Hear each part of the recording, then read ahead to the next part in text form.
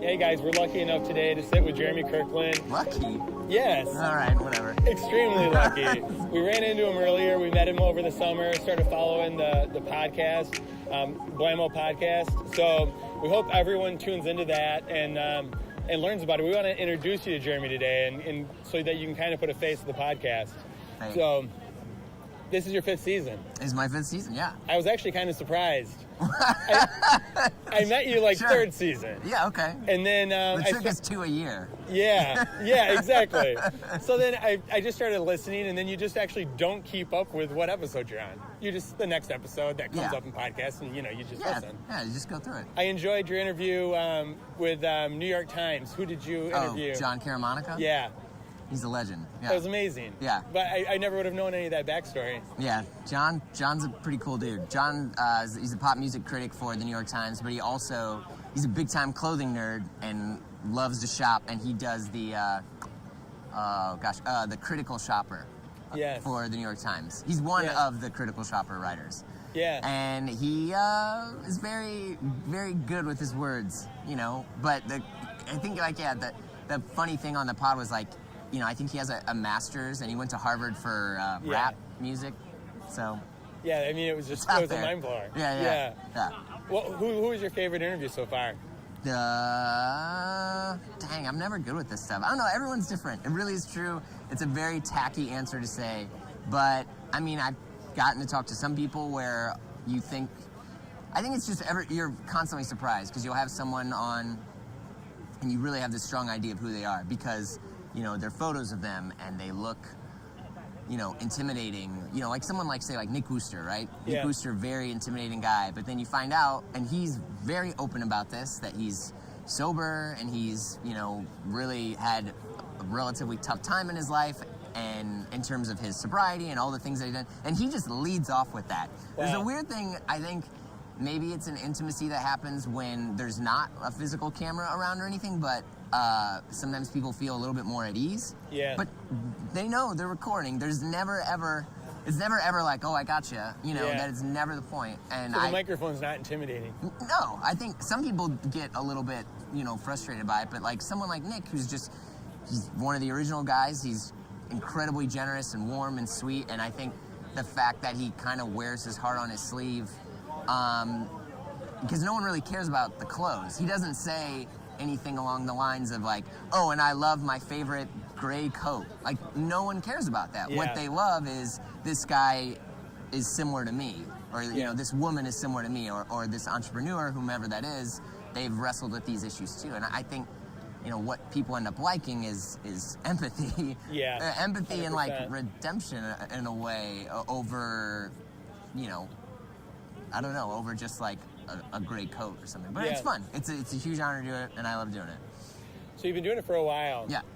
We're trying to teach the people back home what PITTI is like. Okay. So what is PITTI like to you? So there's what is it, Ringling Brothers is out of business now, right? Is this true? Yes. I don't know. Okay, so but they are still in business. They just moved to Florence, and there are no more animals. It's just people, and everyone's playing dress up. But the funny thing is you kind of see there's some people over there, and they're getting their picture taken. There's people over there, they're getting their picture taken. A lot of the people that are here are kind of just here to hang out. And I think there's 2 ways to go about it. So on the side, the literal answer is it is a menswear trade show out of Florence, Italy.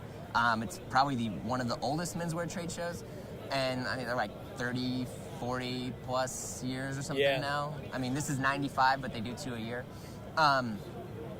But what it's turned into is more of this kind of networking and sort of Comic-Con for menswear. Yeah, it's a good way to describe it. You do have cosplayers and stuff that are over there. There was someone wearing a big top hat and a red cape.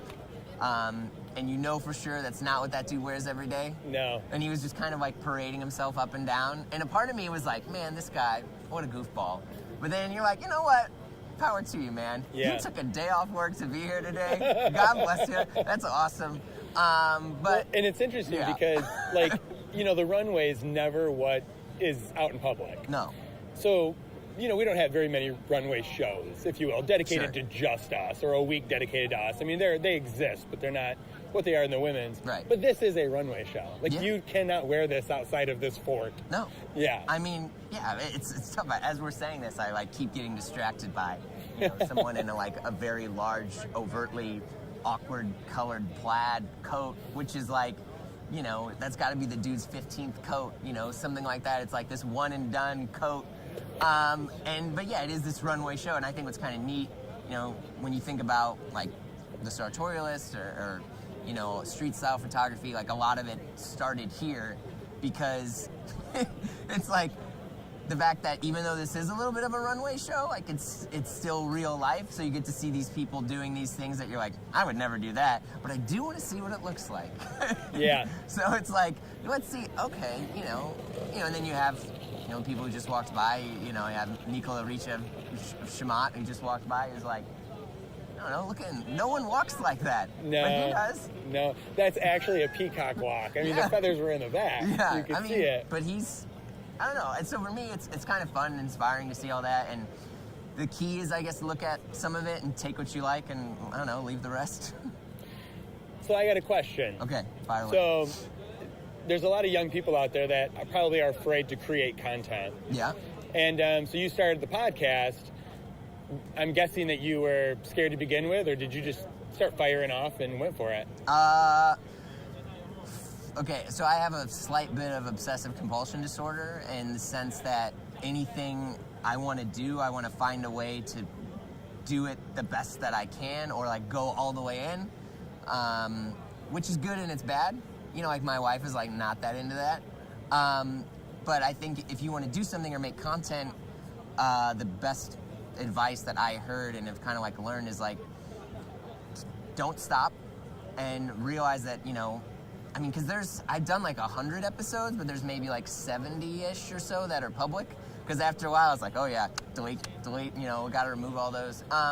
Every opportunity, every photo that you take, every podcast you make, every video, whatever it is, the next video, there's an opportunity to do a better one the next time. So like, I know a few people who they'll make something and they're like, I don't know, is it good? Well, it's okay, but it's not great. It's like, put it out there. Yeah. It's practice. Keep going. Get feedback. If people will come up to you and have come up to me, and you do get some interesting feedback, and but it's good. Like, listen to it and then go again, improve, do more. So it's big into vulnerability.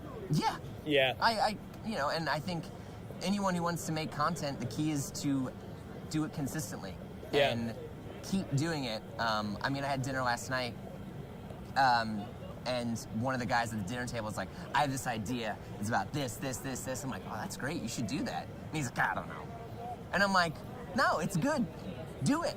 And obviously it's really easier said than done to just do stuff, but I think at the same time, you have to, I don't know, I've been doing this like almost 3 years, and I think this is the first time that I'm actually doing it for a living. Yeah. The other times it's like, all right, Saturdays I gotta, skip the gym or whatever to go and try to do this. Yeah. And it's fun. I don't know. So tell us about what it looks like. So you sit there, God. you're going to do a podcast at someone's office. Yeah. Like, what's the setup? Is it massive booms and all No. these, like... No. So what does it look like? Generally people are like, oh, that's it? And you're like, well, okay, yeah, sorry. Yeah, I use like a little tiny rig, and, I blew all my money on the most expensive microphones I could get at the time.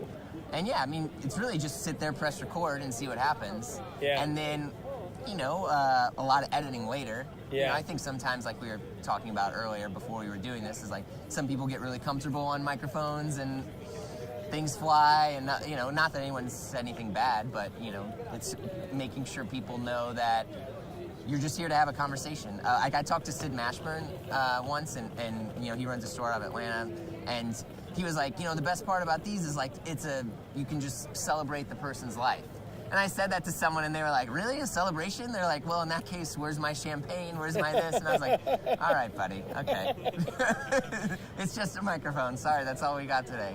But it feels seamless. That's fun. Especially in, your most recent episodes, it feels like people just like to talk to you. Like, they just unload. Yeah, I don't know. Thank you. That's Yeah. very, very complimentary. I appreciate that. But I don't know. I think for me, the good and maybe the bad part of it is, I mean, I'm basically a fanboy. So I think people are slightly more at ease when they know that, for me, we'll wait if you want. Or is that too loud? Well, there's so much sounds around us. Yeah, sorry.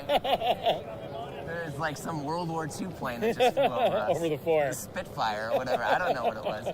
But what I was saying is, like, I think for me, like, yeah, I am a fanboy doing this at heart. I love doing it. And I'm not there to ever try to mess with people. I'm not there to ever try to, catch them out on something. And I think when people know that you're in a safe space or a safe environment, and at the end of the day, it's really just two friends or two people talking about stuff they love, which happens to be clothes, it just kind of happens. Yeah. I mean, I don't know. Do they require right of refusal? Do they get to listen to it before it goes up? No.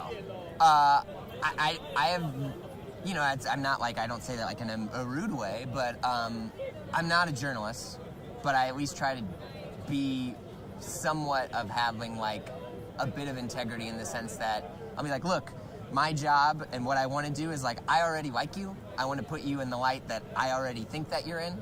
If I didn't think you were a great person, we wouldn't be talking. Yeah. So trust me on that. But I mean, I've recorded with someone and then they were like, oh, can I try that again? That didn't come out the way I wanted. You're like, yeah, that's fine. Yeah. I'm never like, man, sorry. Yeah. But yeah, I mean, I think I talked to Jeff McVettridge, this artist, and like the thing that he said that meant a lot to me is he's like, all great things are edited. And he's like, everything requires editing. And I was like, oh yeah, it's a good idea. So yeah, I edit. So it sounds like that. Yes. But it's really just me trying to piece together pieces. But thank you, yeah. So who are we looking forward to next on your podcast? Who do I have? Catherine Sargent, which I actually really like. She was the first female head cutter out of Britain, who actually now runs her own tailor shop in Savile Row. There's a great watch dealer whom I love named Eric Wind. He's out there. Got a few other people. Cool. And I'm not like trying to be cryptic, but I have a few others that I'm kind of waiting to finish up. But yeah, it'll be good. Awesome. It'll be good. Well, we really appreciate the time today. Thank you. Thanks, Thank you. Thanks, of course. Appreciate Right. it. Bye.